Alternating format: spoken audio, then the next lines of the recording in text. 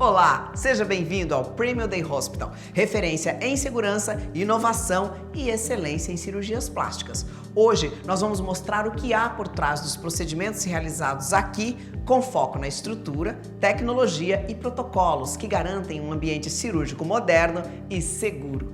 Este é um conteúdo com o oferecimento da LifeSeal e do CNTF, Centro Nacional de Tratamento de Feridas. Descubra como o Premier Day Hospital eleva o padrão em cirurgias plásticas e oferece uma experiência exclusiva aos seus pacientes.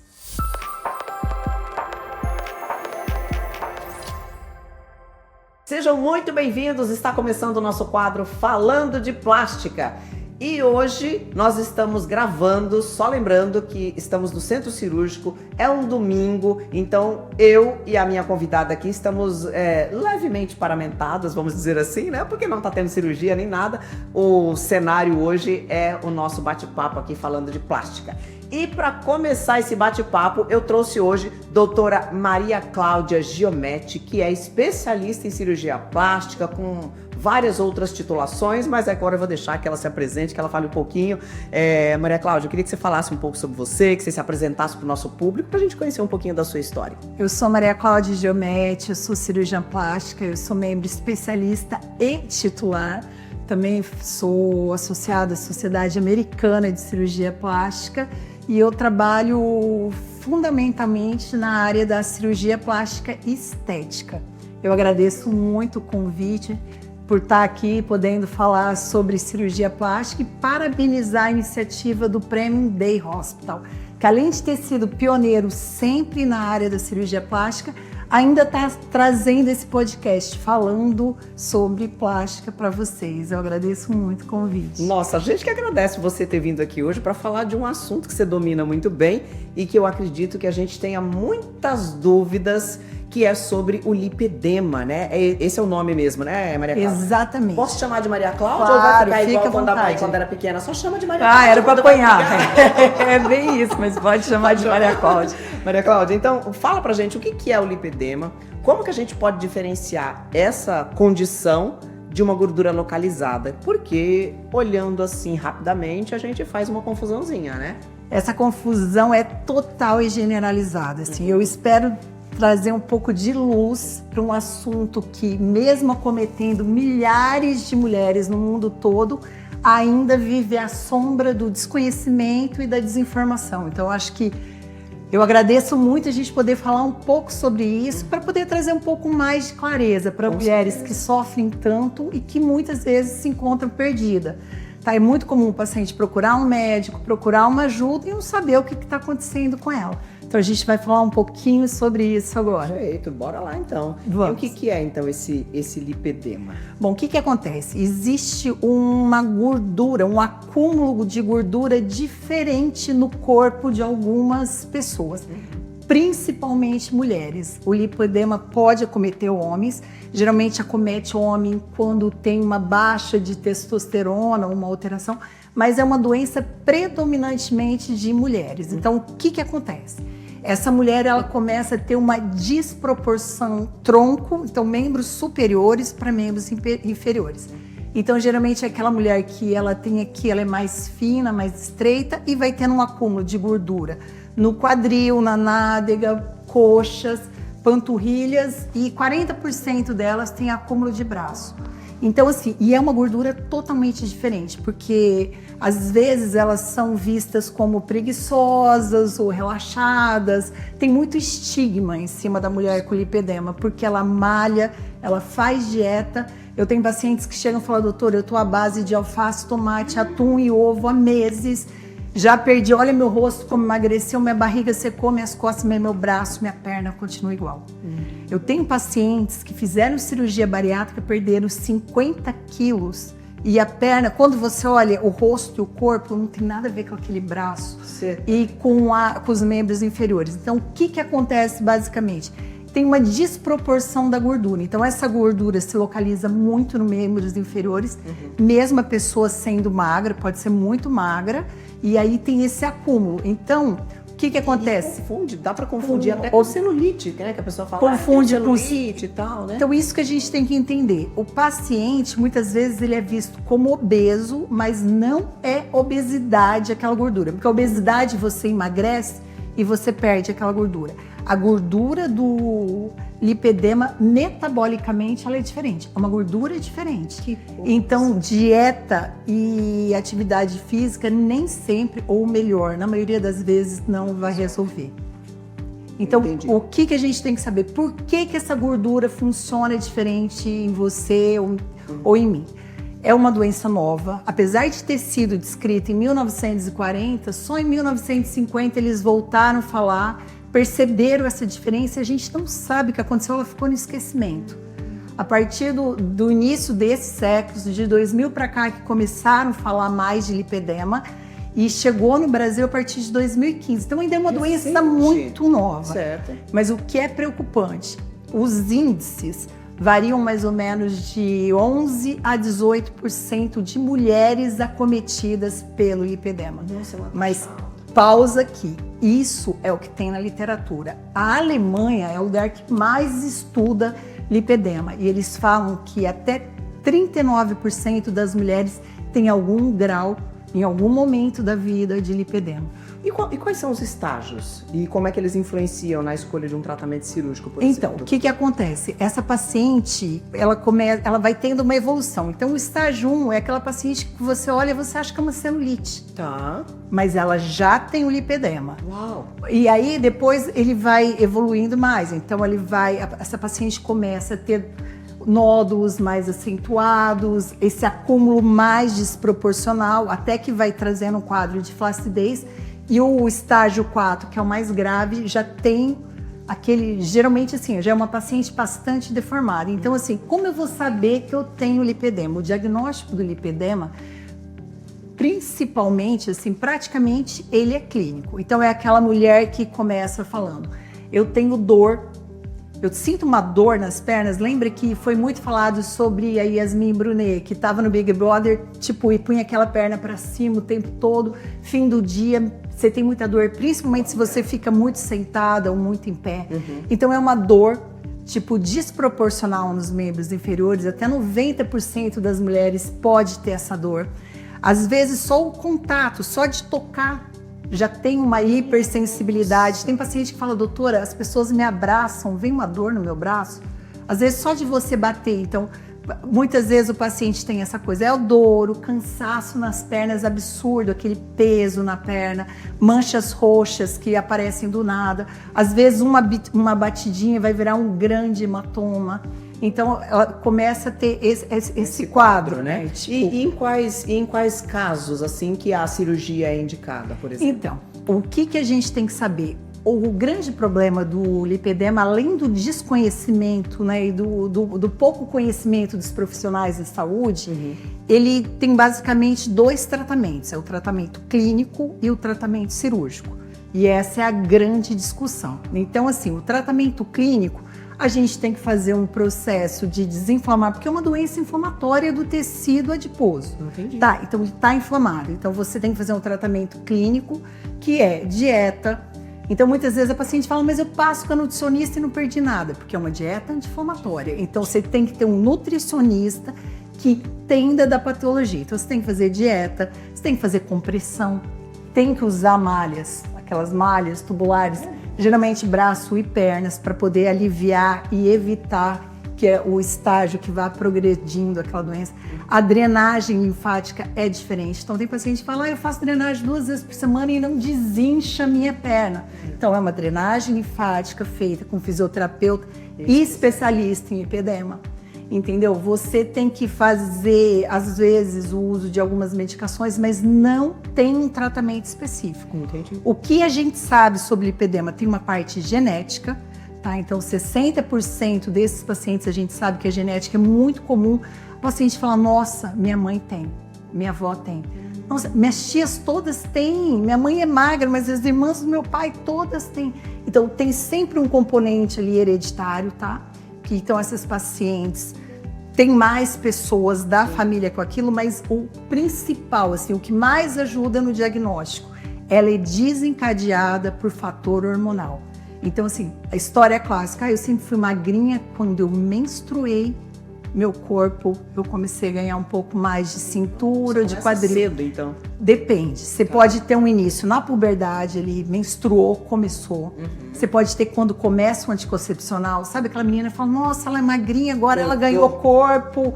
Ela, nossa, ela, né, tipo, ficou com uma cinturinha de pilão. Isso vem do uso do anticoncepcional. Gestação, às vezes a paciente fala, olha, eu engravidei e meu corpo mudou completamente. Às vezes vem na segunda, eu já tive paciente que apareceu na segunda, já tive paciente que apareceu na terceira gestação. Minha primeira gestação foi ótima, não mudou nada meu corpo, a segunda, mas na terceira mudou. E na menopausa. Então, o que a gente sabe que é o gatilho ali que desencadeia é a ação dos hormônios femininos, principalmente o estrógeno. Então, isso é uma coisa que está sendo muito estudada.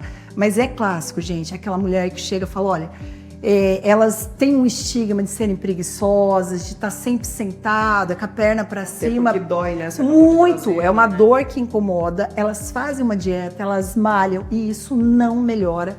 Então, assim, às vezes elas estão 1 ano numa academia e aquilo não mudou. É uma gordura que não melhora com dieta e atividade física. Doutora, mas daí em que condições vocês recomendam, por exemplo, uma cirurgia? E qual é o retorno disso, né? Os benefícios, então, né? Isso que a gente precisa ver o que o paciente quer. Porque são 2 escolas. Tem a escola americana e tem a escola europeia. Que basicamente veem as coisas diferentes. Então, o que a gente tem que saber? Tem pacientes que querem fazer o tratamento clínico. Tá. É um tratamento demorado. Então, você vai ficar ali desinflamando, fazendo uma dieta e pode ter uma melhora significativa ou não. Uma tentativa. Uma tentativa. É que assim, você sempre vai ter que fazer o tratamento clínico. E tem paciente que fala, eu não quero passar por isso.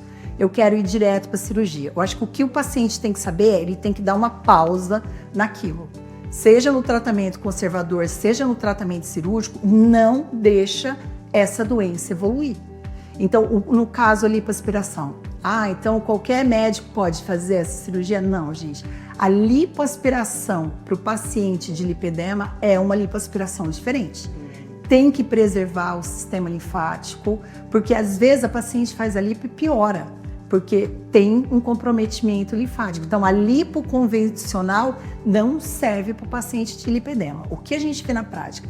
A lipoaspiração ajuda a tirar muito a dor, o incômodo, mas nem sempre uma cirurgia de lipoaspiração só traz o resultado estético. Então, quando pensar em tratamento de lipo para lipedema, eu sempre falo para os pacientes, não pense uma só. Às vezes, para você conseguir o resultado estético que o paciente quer, às vezes você tem que fazer 5 cirurgias, 4 cirurgias. Mas é importante entender que é possível chegar, então. É possível chegar. A lipoaspiração não é definitiva, então a gente vai fazer tanto que olha como é importante. Na Alemanha, porque a Alemanha estuda muito. Hoje lá já é caso de saúde pública. Então os pacientes já têm o tratamento, já tem indicação de fazer a lipoaspiração e é feito no serviço público. Tá claro que também tem a parte particular, mas assim, já é saúde pública. Então o que você tem que saber? Eu vou fazer a lipoaspiração e vai ser definitivo?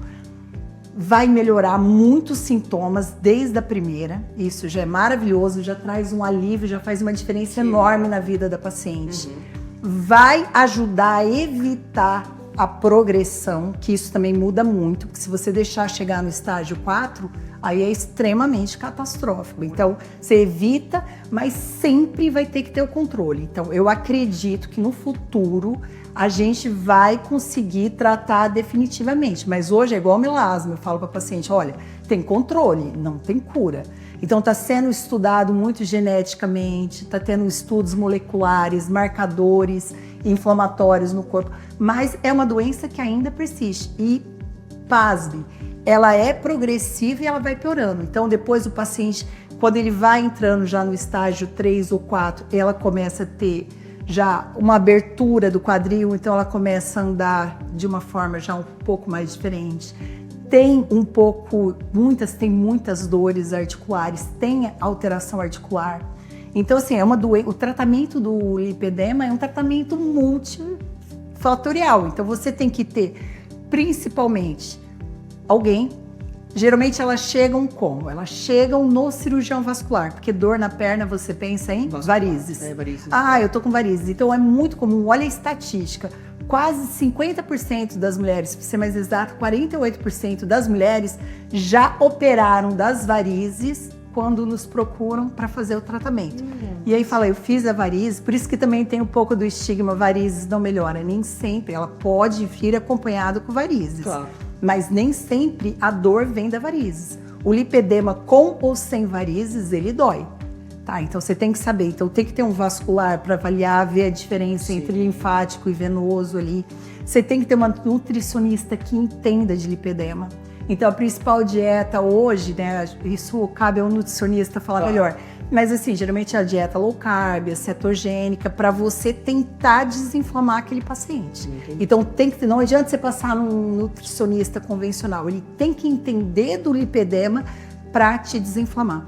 Você tem que ter um acompanhamento com o endócrino, muitas vezes, é aí que entra a grande confusão, se confunde com obesidade, porque muitas pacientes estão com obesidade, então o IMC acima de 30 e lipedema. E aí a hora que entra a cirurgia bariátrica e a paciente continua com o braço gordo, a perna gorda, perdendo tipo 50 quilos e mesmo assim não mudando praticamente nada e com dores. Ô Maria Cláudia, você faz cirurgia aqui no Premium, né? Como que as tecnologias disponíveis hoje te auxiliam aí para contribuir para resultados mais eficazes, tanto na cirurgia quanto na recuperação de uma paciente com lipedema? Então, hoje o que a gente sabe como você tira grandes volumes, e hoje a tendência cada vez mais é segmentar. Então, gente, por favor, a lipoaspiração estética é diferente da lipoaspiração do lipedema. O grande problema chega aquela menina, tipo, às vezes até magra, com um pouco de braço, perna, e fala, mas tira um pouquinho da barriga, tira um pouquinho das costas. A gente só limpando a panturrilha, às vezes já saiu 3 litros. Você entendeu? Então, o grande erro da lipoaspiração é você querer tirar tudo. Então, se você tem lipedema, tanto que hoje na Alemanha você está fazendo fracionada, só lipa panturrilha, só lipa coxa, só lipa braço, você entendeu? Mas pra gente é muito complicado por questão de custos. Claro. O convênio ainda não tá, apesar de já estar como na classificação internacional de doenças, já é uma doença, tá? Já tem CID. A gente ainda não tem essa liberdade, o convênio ainda não autoriza a cirurgia. Então, fazer ela totalmente fragmentada, que seria o correto, fica muito difícil por questões de custos. Mas pelo menos focar membros inferiores, ou só perna e panturrilha, ou só culote, coxa, associar com o braço, mas porque assim, é uma gordura diferente, é um volume de gordura diferente. A gente brinca na cirurgia que lipedema brota. Então você parece que tá brotando. Você tá tirando, você fala, não é possível que tá saindo tudo isso de uma panturrilha.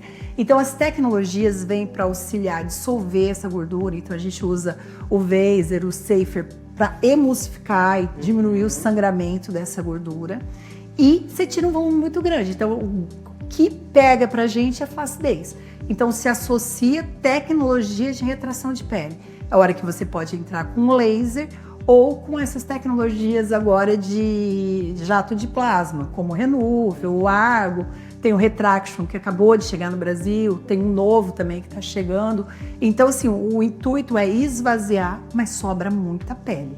Então, geralmente é necessário, se faz necessário você usar uma tecnologia para retrair pele. E assim, o que é importante saber? Então eu vou fazer dieta, eu vou procurar um nutricionista, eu vou fazer uma atividade física. Que atividade física? Estou me matando na academia. Não, gente. Tratamento para lipedema, atividade física é baixo impacto, se possível na água, porque você tem alteração nas articulações. Então, assim, aquela coisa da hidroginástica, da natação, se possível uma bicicleta na água, no máximo uma yoga e um pilates. Mas você ficar puxando ferro, fazer um crossfit, não vai... Além de você se lesar inteira, no caso do lipedema, por ter uma fragilidade maior das articulações, não vai resolver. Então aí você vai ter que ter se tiver já um sobrepeso, um MC mais alto, acompanhamento com o endocrinologista, com o cirurgião vascular, mas principalmente tão importante como a meia, que ajuda e alivia, como a drenagem manual, que ajuda e alivia, é o acompanhamento psicológico. Você não tem ideia o quão é sofrida a vida dessas mulheres. Primeiro, que elas convivem com uma dor crônica. Segundo, que tipo, tudo que você faz meio que não resolve. Quando você descobre que você tem aquele tratamento, restringe uma dieta anti-inflamatória, você vai fazer uma lipoaspiração, provavelmente não só uma, e mesmo assim aquilo pode voltar e ser desencadeado. Então, assim, são pacientes que têm mais de 60% delas vêm acompanhadas de ansiedade, em torno mais ou menos de 40% com depressão. Então, assim, é muito sofrido. E a família, os amigos, geralmente não entendem, mas principalmente médico. Então, é muito comum. Teve uma ex-paquita que falou bastante esse tempo. Eu procurei mais de 10 médicos, eu não tinha ajuda. O diagnóstico é difícil, né? O diagnóstico é extremamente difícil. Por isso que é uma coisa que tem que ser falado, é um problema de saúde pública, acomete muitas mulheres. O desconhecimento atrasa e deixa evoluir uma doença. Então, assim, precisa ser falado disso, precisa trazer uma luz sobre esse assunto para trazer alívio, porque quando essas mulheres descobrem, apesar da dor de saber, meu Deus, é crônico, isso não vai mudar, vai progredir, mas assim, a gente consegue ter controle na dor, sim, a gente consegue diminuir ou zerar sintomas e principalmente evitar que aquilo progrida. Ô Maria Cláudia, e se você recomenda, por exemplo, uma cirurgia, quais os cuidados antes da cirurgia e também o pós-operatório? Quais os cuidados? Pois é, o que o paciente tem que fazer? Primeiro, porque muitas vezes esse paciente já está um pouco com sobrepeso, mais gordo, já tem alterações metabólicas. Então, assim, um dado que chama atenção no Brasil, 40% das pacientes com lipedema têm anemia. Então, eu já preciso fazer uma lipo grande. E muitas vezes essa paciente vem com anemia. Então, a gente faz toda uma reposição. Você tem que fazer o controle. Muitas delas vêm com hipotireoidismo. Então, fala, é hormonal, a tireoide não está funcionando direito, mas é associada. Então, assim, a gente tem que fazer toda uma pesquisa clínica, tem que passar com o vascular. Na hora dos exames, a gente, tipo assim, o diagnóstico é clínico, tá? A gente já sabe, já tem essa história. As dores, a parte da sintomatologia, já tem a história que foi startada ali, desencadeada com a presença de hormônio. Tem gente na família que tem aquele quadro, então a gente já sabe, mas a gente faz alguns exames. Então, você tem que fazer um Doppler de membros inferiores para ver ali o que tem, se tem uma alteração também linfática, porque às vezes a paciente pode ter uma alteração linfática, então tem que fazer o diagnóstico diferencial. Muitas vezes a gente acaba usando também ultrassom para ver a diferença de gordura, mas os exames são o Doppler, a gente faz uma ressonância para poder ver a distribuição da gordura, então tem o DEXA, que é um tipo de densitometria que é usado para fazer esses exames, e faz também a linfocintilografia. O que é isso? Estuda o sistema linfático. Por quê? Primeiro, para ver se não tem uma obstrução, se não é um problema linfático, mas principalmente aí que é o grande erro, eu preciso saber onde eu posso lipar.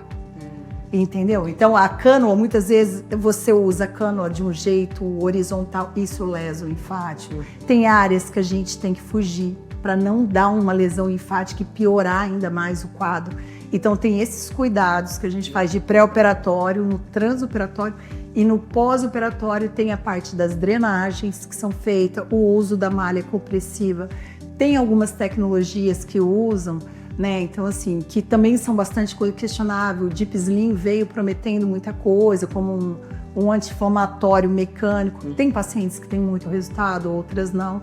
Você entendeu? Mas, basicamente, você vai usar a parte compressiva e não é uma meia comum. Então, vai ter um acompanhamento com o fisioterapeuta, tem que fazer as drenagens.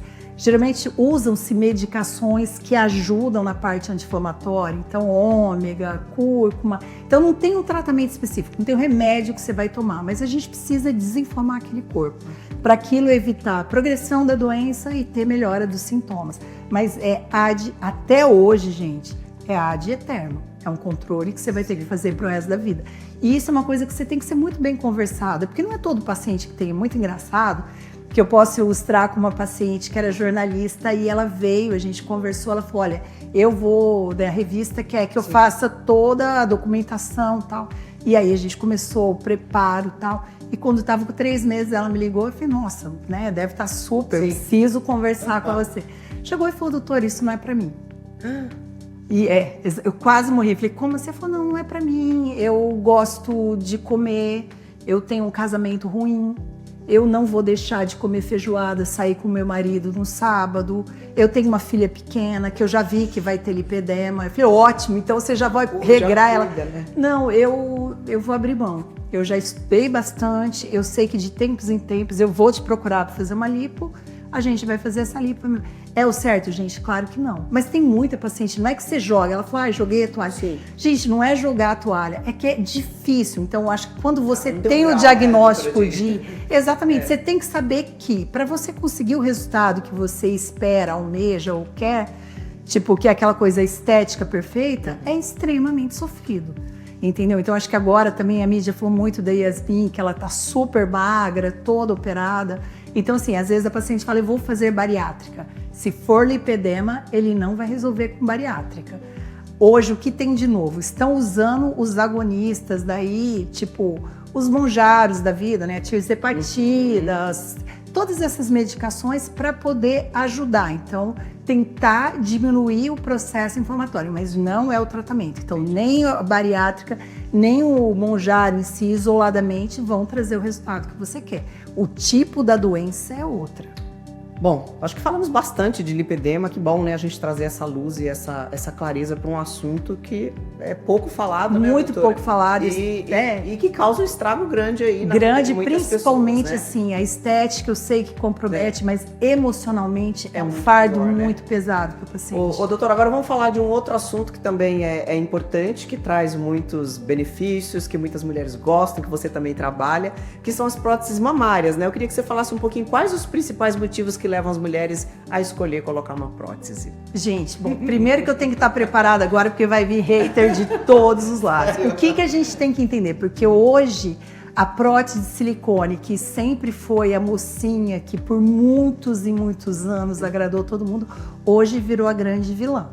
Então, tem já vários grupos que estão aí patrulhando contra a prótese.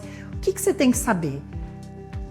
Serve para você a prótese ou não? Porque tem mulheres que não vivem sem. Sim. Eu tô com uma paciente de 59 anos que eu operei ano passado, na semana passada, eu falei, mulher, mas você tá indo na contramão, 40, 45 mais, já não quer mais. Não, eu tô tirando uma prótese de 490 para uma de 300, mas eu não vou ficar sem. Sim.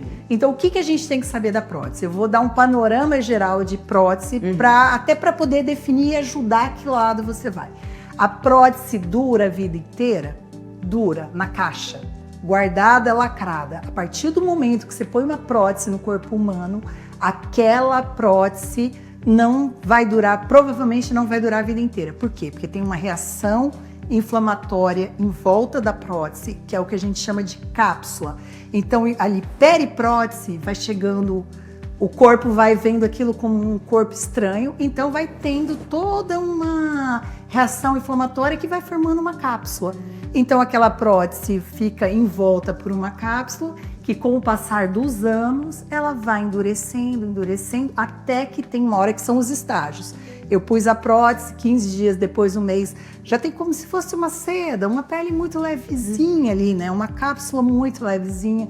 Depois ela vai endurecendo, até que vai ter uma hora que é o que a gente chama estágio 4 de Baker, que ela deforma e dói absurdamente. Então o paciente fala, eu não consigo deitar de lado, de bruços, nem pensar, tem todo aquele incômodo. Então a partir do momento que você pensa em pôr a prótese, eu falo, certeza da vida é um dia eu vou morrer. A certeza da prótese é um dia eu vou trocar. Então, a partir do momento que você põe essa prótese, você tem que saber. A prótese traz riscos. A prótese em si, não é que ela traz riscos. Qualquer substância estranha no corpo humano, seja um shampoo, alguma coisa externamente ou internamente, você pode fazer uma reação. Tá? Então a gente tem a síndrome azia ou ásia. O que é isso? É uma reação que o corpo faz a um corpo estranho. Sim. Tá? Então, tipo, eu tô com uma prótese de quadril, uma lente no olho, uma válvula cardíaca, qualquer coisa, meu corpo identifica aquilo como uma coisa estranha e ele vai e começa a apresentar essas reações. Quando essa reação é com a prótese, é o que a gente chama de doença de silicone. Então, a doença do silicone é uma coisa mais nova. Algumas mulheres têm, algumas mulheres se incomodam muito. Então, todas as mulheres têm? Não. Mas pode acontecer com muitas mulheres. E é a hora que entra a grande confusão. Toda mulher tem que tirar a prótese. Gente, tem um monte de mulher que ama a prótese. A prótese é vida, traz autoestima. Ela fala, eu prefiro, tipo, morrer. Já ouvi esse absurdo. Prefiro morrer do que ficar sem peito. Eu sou uma tábua, doutora. Então, assim, se você tem sintomas, então, a partir do momento que você escolhe por uma prótese, a primeira coisa que eu explico, determinados sintomas, se você apresentar, a gente vai fazer uma investigação reumatológica para poder ver se você está tendo reação àquilo, se é realmente aquela prótese ou não. Porque muitas vezes o sintoma é um hipotiroidismo. Eu brinco, eu não tenho prótese, quando eu vejo os critérios da doença de silicone, eu tenho todos. Mas, gente, eu não tenho prótese. Olha. Você entendeu? Cansaço, quem não? Passamos do 30, quem não? Então, mas tem mulheres que realmente... Eu tenho uma paciente que até a internet me pediu, uma paciente viu o caso dela na internet, 4 filhos pequenos, vendedora de açaí, e não tinha condições de fazer a cirurgia, a gente foi fazer. Incrível, ela tinha umas lesões na perna, que ela falou, doutora, eu tenho certeza que isso é da prótese. Quando a gente abriu e tirou, a prótese estava rompida. Tipo assim, um mês depois, eu posso até mostrar as fotos. Mudou completamente. Então, aquela paciente verdadeiramente sofria da doença do silicone e tinha reação. E tem pacientes também que tiram a prótese e continuam tendo algum tipo de sintoma. Então, por isso que tem que ser muito bem investigado. Então, assim, você quer pôr uma prótese, você tem que saber que um dia você vai trocar e que você pode fazer uma reação de corpo estranho, como você pode fazer numa prótese de quadril, uma válvula cardíaca, qualquer substância interna que seja um corpo estranho, que não seja inerente daquele corpo, você pode ter, que é o que a gente chama de síndrome ásia, e que depois virou a doença do silicone quando se refere à prótese de mama. Perfeito. Tá? Bom, mastopexia com prótese se diferencia da mamoplastia de aumento convencional? Então, qual que é? Todas as cirurgias são mamoplastias. O que é a palavra mamoplastia? Cirurgia da mama. Então pode ser uma mamoplastia de aumento, que é quando a gente coloca o silicone simples, geralmente aquela cicatriz aqui embaixo na areola. Também dá para pôr axilar, mas axilar está em bastante desuso ultimamente, mas dá para fazer, tá? Então isso é a mamoplastia de aumento. A mamoplastia de redutor é eu quero diminuir a mama.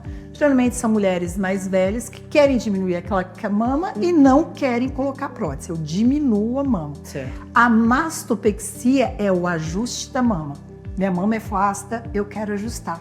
Então é aquela levantada que você dá, tá? É o lifting da mama que pode vir acompanhado de uma prótese ou não. Certo. Tá? Então assim, ambas são todas mamoplastias. Só que a mastopexia quer dizer o quê? Levantar minha mama. Com ou sem prótese. E quando que isso é indicado, geralmente, doutora? E quando você tem flacidez. Então, tem muitas mulheres que, tipo, depois da primeira ou da segunda gestação, vêm com aquela flacidez, né? Geralmente, hoje está muito falado um termo americano que é o mommy makeover. É a cirurgia da mamãe. Então, aquela mãe já teve 1, 2, 3 filhos, tem flacidez da mama, amamentou.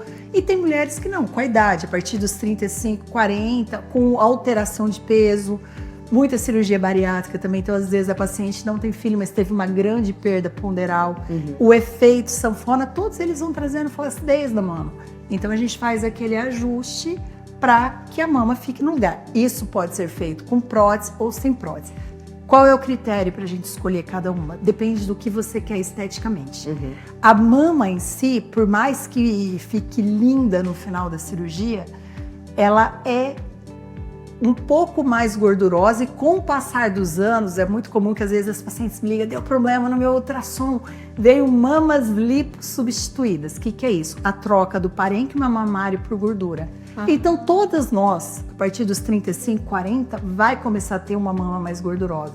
Então imagina, eu montar uma gordura, sim, mesmo que eu fixe no músculo, mas é uma gordura e uma gravidade todo dia puxando para baixo. Então ela sempre vai ceder um pouco mais e vai dar um aspecto mais natural. Então, se você quer uma mama muito montada, marcada, que você deite, que ela fique no lugar, que qualquer posição ela fique, é indicado você colocar uma prótese. Agora, se você só quer tipo um ajuste, diminuir um pouco, aquela coisa só dos ajustes, mas não tá preocupada com aquela marcação do colo, do escote aqui todo marcado, você pode fazer só o ajuste, que pode ser uma mamoplástica redutora ou uma mastopexia sem prótese. Ô Maria Cláudia, você trouxe aqui a questão do lipedema, né? Aí eu fiquei na dúvida aqui. Por exemplo, dá para você fazer uma cirurgia combinada com lipedema e a colocação de uma prótese, por exemplo? Ai, gente, mulher é tudo igual, né? Todo mundo quer. Já dá pra fazer Todo mundo quer fazer juntas? tudo.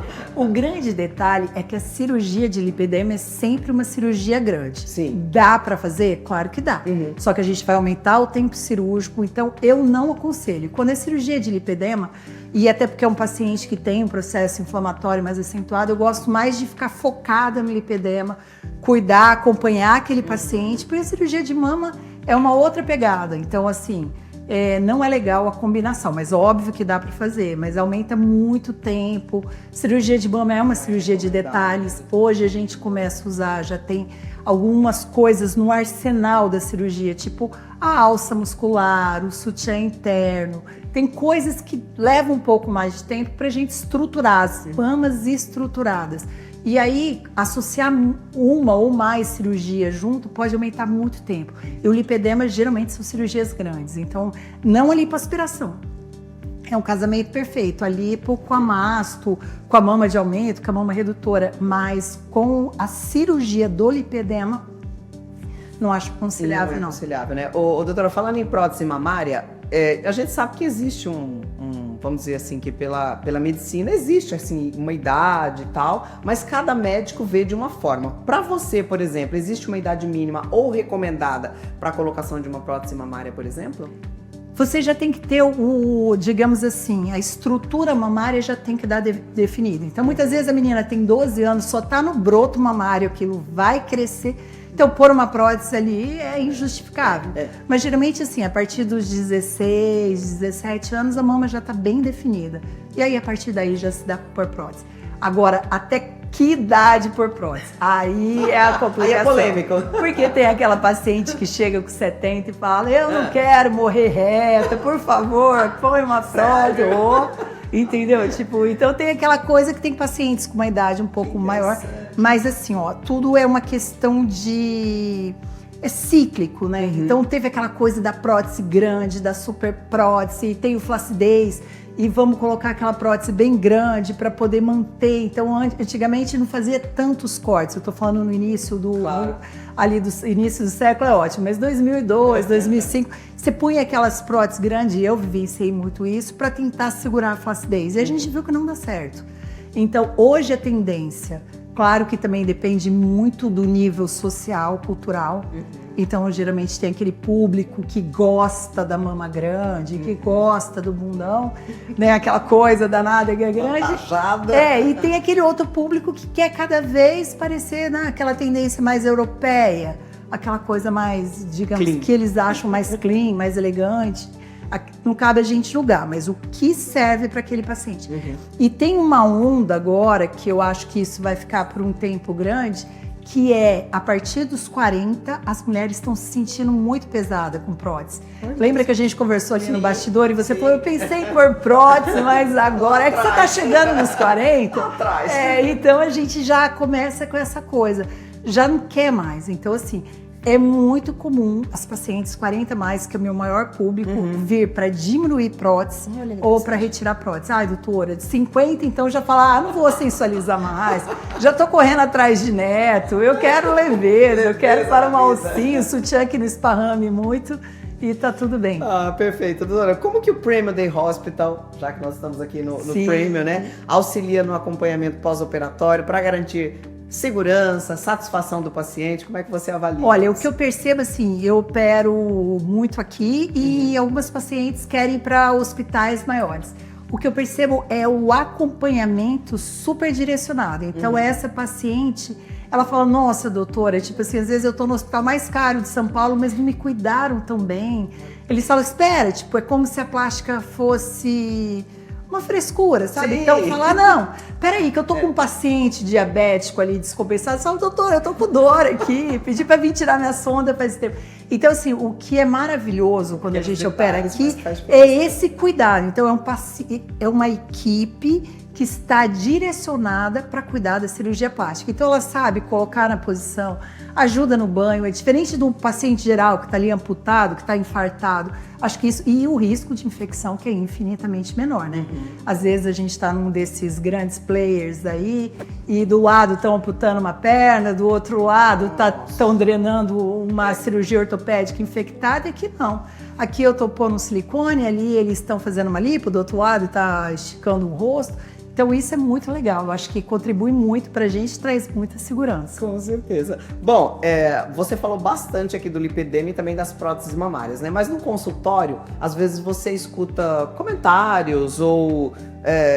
eu acho que mais comentários, assim, né? Eu queria saber que tipo de comentário que você escuta sobre o lipedema e sobre a prótese mamária, que às vezes você tem que ficar ali explicando, né? Enfim, ou que nós não falamos aqui. O lipedema é o desconhecimento. E aí isso, gente, pelo amor de Deus, se você se identificou com algum sintoma, se você conhece alguém que se identificou com algum sintoma, compartilha, traz luz a esse assunto, pede para procurar e não se contente com um diagnóstico só. Então, se a pessoa não te explicou, se você não se sentiu, porque assim, o lipedema, quando você explica e a pessoa entende, cai como uma luva, é aquela coisa que elas te olham e falam: doutora, tá tudo explicado, sou eu, tipo, parece que é o eureka, sabe aquela coisa, uau! Então, se você passou com o médico, se você não se sentiu, tipo, não é normal você ter dor, não é normal você ficar roxa com tudo, não é normal esse peso na perna, você entendeu? E aí, associado a isso, mais um monte de coisa. Então, assim, não existe em pegar várias opiniões, se informa. Tem muitos grupos, gente, grupos de apoio que você entra nas redes sociais. No YouTube tem muito vídeo, tem muita coisa no Instagram, tem muita gente ajudando e apoiando nesse processo. E é uma coisa que, assim, se você passou para um médico e ele subestimou, não diagnosticou, pede, lembra, indica, pede, porque isso é muito novo, gente. Assim, virou doença no Brasil faz 2 anos. Você entendeu? Então é tudo muito novo. Gente aí, né? E muita gente, assim, com uma carga emocional muito grande. Então, se você é da família, se você é amigo, eles não são relaxados, gente. E, às vezes o relaxo é o inverso. Eles estão tão cansados daquela dieta tão rigorosa, daquela atividade física, daqueles meses sofridos. Enquanto todo mundo fez metade do que ela fez, perdeu 5 quilos, ela tá ali se matando e, tipo, perdeu um pouquinho de peso, mas nada na área que afeta. Então, esse apoio é fundamental. E na parte, o que eu ouço muito é a doença do silicone, que eu acho que a gente também não tem que subestimar. Ela existe, ela tá aí. Tem muitos pacientes que têm sintomas, mas não são todos. Tem muitas pacientes que precisa trocar a prótese, mas também não são todas. Sim. Mas o câncer, que foi uma coisa que a gente não falou. Muitas vezes a paciente pergunta: a prótese de silicone dá câncer? Eu brinco, dá e não dá. Eu gosto de fazer essa coisa. Ela fala: como assim? A prótese em si não é que ela vai trazer um tipo de câncer. O fato dela estar aqui com um cigarro, um álcool, predispõe ao câncer. Mas em volta da prótese pode ter algumas pacientes, geralmente ali em torno do 7º, 8º, 9º ano da prótese, que começa a juntar um líquido. Gente, nem todo líquido é isso, é comum ter seroma. Sim. Mas algumas pacientes começam a ter um seroma, começa a ter uma alteração, a mama começa a ficar muito inchada. E a gente faz a pesquisa dos linfomas de células grandes, que é o que a gente chama de BIA-ALCL. Vocês já devem ter ouvido. Então, tem algumas pacientes, raríssimo, a estatística no mundo hoje não tem nem 2.000 casos registrados no mundo todo, mas também a gente tem que pensar que pode ser subnotificado.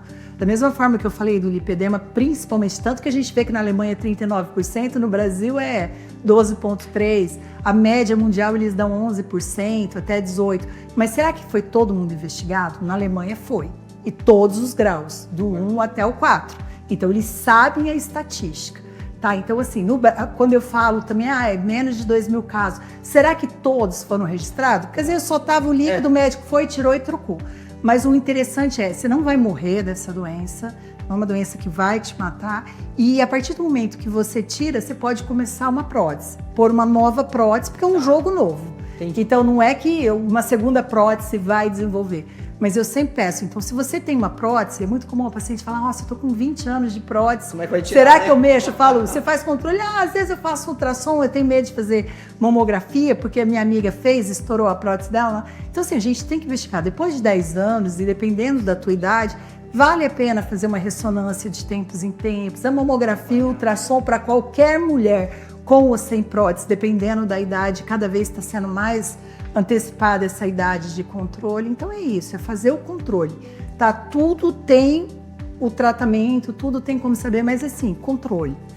Bom, além da estética que nós estamos falando aqui, que a gente gosta também, né? Mas de que forma essas cirurgias, doutora, principalmente no caso do lipedema, né? Pode impactar na autoestima e no bem-estar das pacientes? Absurdamente, né? Primeiro que assim, ó, a gente já está aí um tempo, né? Um longo tempo nessa jornada, né? E eu lembro de uma paciente que falou assim, eu tirei 7 litros da perna dela, não era muito obesa. Também é um detalhe que a gente até... É complicado falar, mas assim, no mundo já tem um controle que a lipoaspiração é 7% aqui no Brasil. Mas já se sabe que o lipedema, com todo o controle, se você estiver dosando e controlando bem o paciente, você pode tirar até 10% do peso, que não é legalizado no Brasil, mas é fora isso. Então, porque é uma gordura diferente, sangra menos e dá para tirar um volume maior. E eu falei, ela vai amar. Tirei 7 litros da prótese. Ela falou, olha, doutora, eu sonhava com uma perna mais fina. Mas eu quero te dar um abraço, porque o fato de eu não ter mais dor já mudou toda a minha vida. E aí a gente já fez a segunda cirurgia, a terceira dela é agora, que não é agora a questão dela, a gente vai operar agora no fim de junho, mas a questão dela agora é flacidez. Então a primeira cirurgia a gente usou laser, achou um pouco mais pobre o resultado, né? Não tô falando do laser, a paciente falou, vamos trocar a tecnologia. Claro. A gente usou o Argo, ainda mantém um pouco de flacidez, mas se vocês foram ver, foram tipo 14 litros no total que foi tirado, então é uma pele mais flácida. E agora a gente vai com o Morpheus, que é aquela tecnologia de microagulhamento, para poder ver o que a gente melhora da flacidez, porque ela não quer cortar.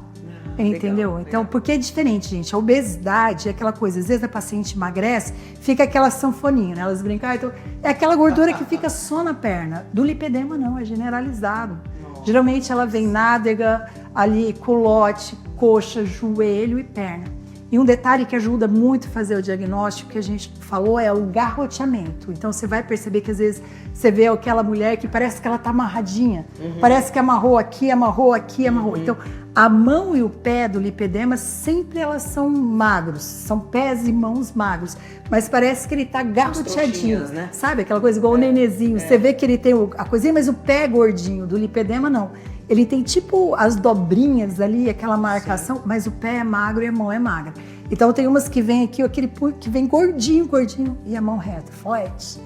Tá, então também é uma coisa que ajuda muito. Por isso que eu te falo, a maior parte, né, praticamente, o diagnóstico do lipedema é clínico. E aí, quanto mais pessoas souberem, conseguirem identificar, você vai ajudar muito, muita gente. Bom, então quero te agradecer, doutora Maria Cláudia Geometti, hoje falando sobre esse assunto tão importante que é o lipedema, e também falamos um pouco aí sobre a estética e a beleza das glândulas mamárias, das próteses mamárias, né? E falamos aí, trouxemos bastante luz para os dois assuntos. Quero te agradecer. Ótimo, não, é um prazer, eu agradeço muito e eu estou à disposição. Então, encerramos aqui o nosso quadro Falando de Plástica, e você sabe, né? Toda semana tem assunto novo aqui no YouTube. Então não se esqueça de se inscrever aqui no nosso canal, também de compartilhar esses assuntos com as pessoas que você achar que devem ouvir um pouco dessa história, um pouco da luz que a gente traz aqui nesses assuntos sobre cirurgia plástica. Um grande abraço e até o nosso próximo.